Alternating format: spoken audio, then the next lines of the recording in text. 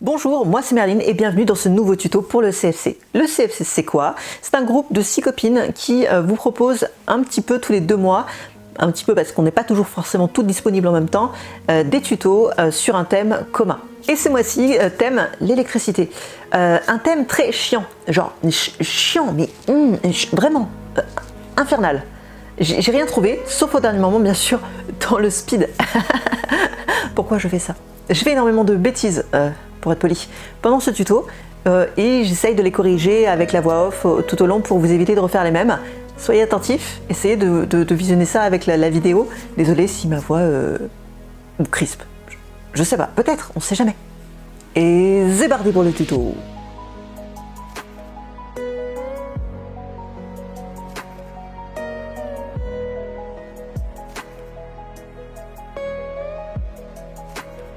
Ok, puisqu'il faut commencer quelque part, je te propose de dégraisser ce merveilleux petit pot en verre issu du recyclage. Ensuite, on prend notre pâte, principalement de la translucente de chez Cernit, et on commence à la conditionner. C'est le grand classique, hein, c'est le grand chelem. Après, je prépare mes couleurs et je prépare donc de l'encre à alcool afin de préparer les pâtes translucides.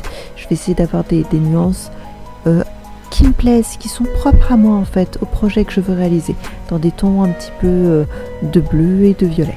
Étant donné que je n'ai pas vraiment eu le temps de faire de prototype avant de me lancer dans le projet, je n'ai pas eu le temps de faire de tests. Moi dans l'idée, ce que je voulais faire, c'était un ciel un peu orageux, avec des effets de lumière et de violet sur le dessus. J'ai foiré, hein.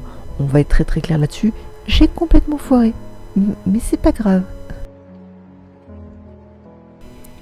Bon, tu vois, je voulais pas que les couleurs soient vraiment trop fondues entre elles. Je voulais que ce soit un peu marqué. Et puis à un moment, je sais pas pourquoi. Écoute, je me suis dit, ouais, en haut c'est trop bleu, on a l'impression que c'est l'océan et pas le ciel. Je veux que ce soit un peu plus violet. Et j'ai commencé à mélanger les couleurs. Quand c'est cru, c'est super moche. Une fois que c'est cuit, franchement, ça va mieux. Mais cru, la pâte, elle est juste affreuse, elle est fluo, c'est atroce. Bon, après, no offense à toutes les personnes qui aiment le fluo, hein, soyons bien d'accord là-dessus. Étant donné qu'on est sur des couleurs translucides, elles vont énormément bouger. Mais c'est pas là le plus dramatique. Non, le dramatique, ça commence là, tu vois, là maintenant. Parce que là, je veux faire des nuages. Je veux faire des nuages gris sur ce ciel un petit peu très sombre et bleu, un peu plus électrique sur le haut. Et en fait, comme une espèce d'andouille, je ne découpe pas en fait la partie où je mets les nuages, je le colle directement sur le bleu, c'est de la pâte translucide, ça va complètement bousiller les couleurs des nuages, c'est complètement stupide ce que je viens de faire. Étant donné qu'on est sur le thème électrique, hein, grand plaisir, eh ben je fais des éclairs. Mes nuages sont si épais que je tends à venir les scalper, le problème c'est que j'affine encore la couche de nuages et que par conséquent elle se verra encore moins après cuisson. Et puisqu'on parle de cuisson, du coup, j'ai fait ma première cuisson. Les couleurs, qui étaient des couleurs translucides, ont énormément changé. Et là, c'est tout à fait normal, je m'y attendais. Ce que je n'avais pas calculé par contre, c'est le fait que les nuages se voient aussi peu. Et c'est dommage, c'est dommage. Ok, alors là, on est sur la partie modelage. Du coup, j'ai laissé un maximum de vidéos pour que tu puisses suivre correctement le process. Pour autant, si vraiment la petite baleine cosmique, ça te paraît un petit peu trop compliqué à faire tout seul, dis-toi que il y a des tas et des tas d'images de baleines libres de droit sur Google, surtout n'hésite pas.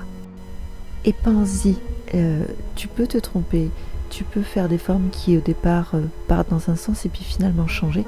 C'est le gros avantage avec la pâte polymère, tu as cette souplesse, tu as la possibilité à n'importe quel moment, tant que ce n'est pas cuit, de changer de direction. Là tu vois, la baleine que j'ai fait là à Saint-Astola, c'est pas exactement la même que tu vas retrouver à la fin.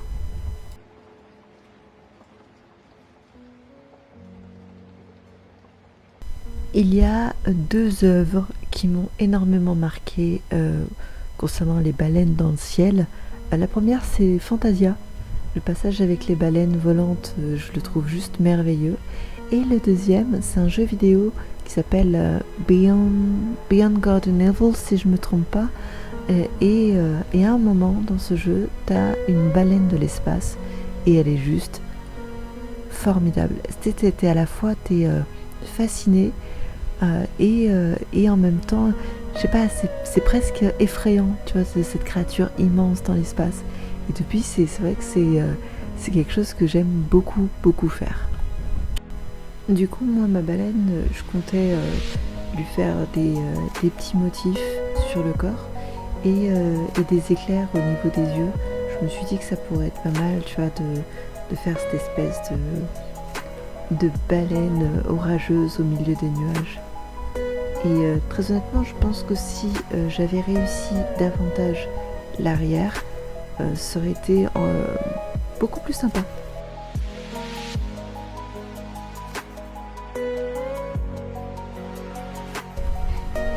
Voilà, ça va être le moment où je vais faire les yeux de ma petite divinité de l'orage.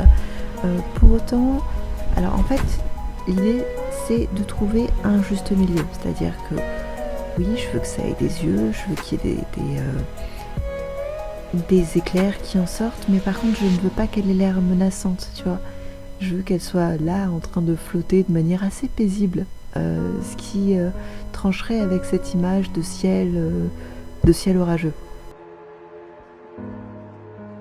Et comment est-ce qu'on réussit à donner un regard assez paisible à une créature aussi énorme? En fait, on va faire des paupières assez lourdes. On va faire d'abord les yeux, tu fais un trou, tu places tes yeux et par-dessus tu viens mettre une paupière et après cette paupière tu vas faire en sorte de la souder autour de l'œil de façon à faire une paupière d'un peu lourde, un peu ses yeux un petit peu ensommeillés et ça va tout de suite rendre ta baleine assez sympathique, tu vois. C'est alors que il faut faire attention, c'est surtout à l'inclinaison de ta paupière. Tu l'inclines un peu à l'avant et par conséquent ça te fait un regard beaucoup plus agressif, un petit peu méchant presque. Alors que si vraiment tu restes droit et que tu fais juste une paupière lourde comme ça marche nickel, t'as ce côté un peu apaisant de ta créature.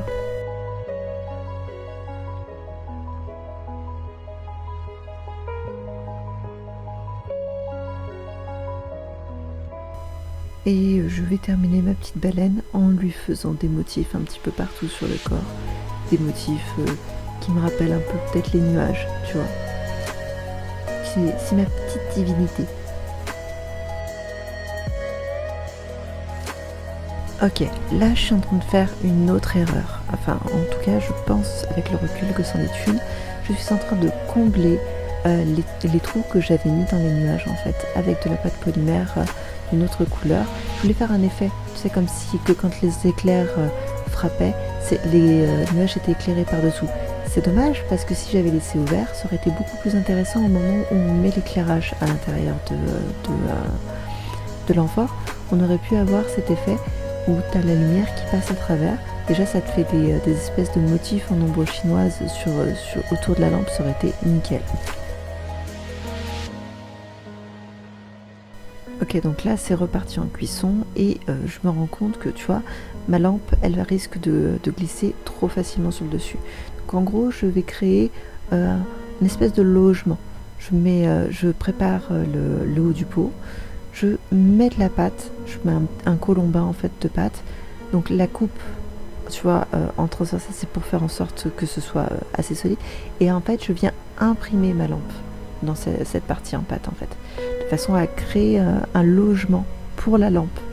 Comme ça, quand je vais mettre la lampe dedans, ça bougera pas. Et tu vas me dire, mais pourquoi ne pas faire en sorte d'avoir une lampe qui rentre éventuellement à l'intérieur? Parce que je ne veux pas avoir de partie de la lampe qui gâche en fait l'éclairage à l'intérieur. C'est pour ça que je préfère un éclairage par au-dessus. J'aurais pu faire un éclairage complètement par en dessous. Ça aurait demandé, je pense, un autre système. J'ai envie de te dire, pourquoi pas? Là, j'ai choisi de le faire par au-dessus pour que ce soit vraiment la partie la plus claire du ciel qui soit éclairée en premier. Vient ensuite le travail avec le Posca, où en fait, comme étant donné que j'ai un peu mal travaillé et je le sais avec ma pâte, je vais souligner certains éléments. Alors, les parties où je souligne avec par exemple la baleine, etc., ça rajoute un petit peu de texture et tout, ça rajoute un petit peu de motif, c'est sympa.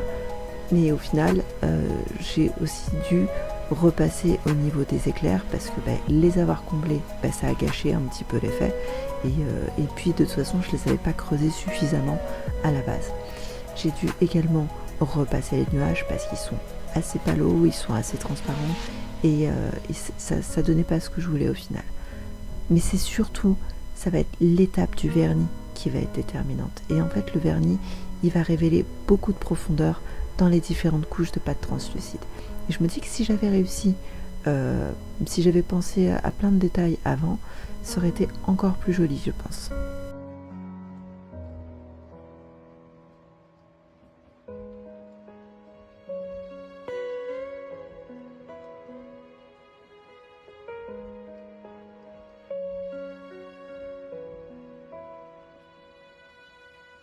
Du coup, je sais que la réalisation, elle n'est pas parfaite. Je pense qu'il y avait d'autres choses à améliorer.